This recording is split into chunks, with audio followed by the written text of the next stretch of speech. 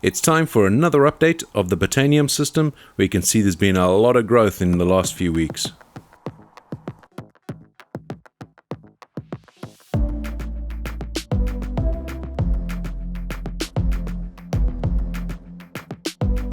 One of the challenges I'm having with the system is the stability. The base where the roots are isn't very large, which means it's very difficult for this to keep stable, and the plant just grows so quickly in the system, so it's a bit of a positive and a negative here. So what I'm having to do is just trim it back. I've decided to make this a more compact plant.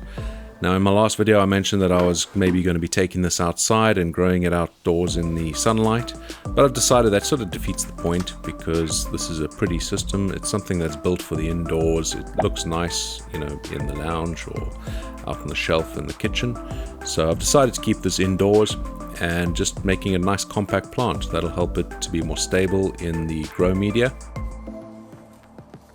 Something else I've noticed recently is that I'm having to refill the reservoir of this thing quite a lot more frequently, about once every 5 days at the moment.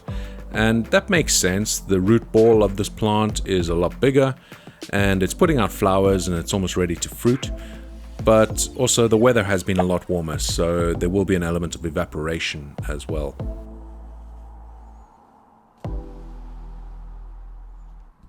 We can see there's a bit of a salt buildup from the nutrients at the top of the reservoir.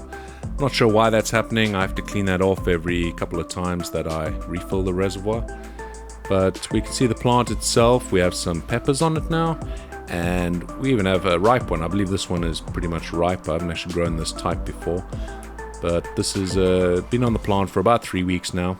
And what's weird is the smaller peppers, the younger ones, are actually a deeper purple than the ripe ones. It's not something I'm used to. Normally they ripen darker or ripen to red, but these ones here actually ripen lighter. So I'm interested to see what that tastes like.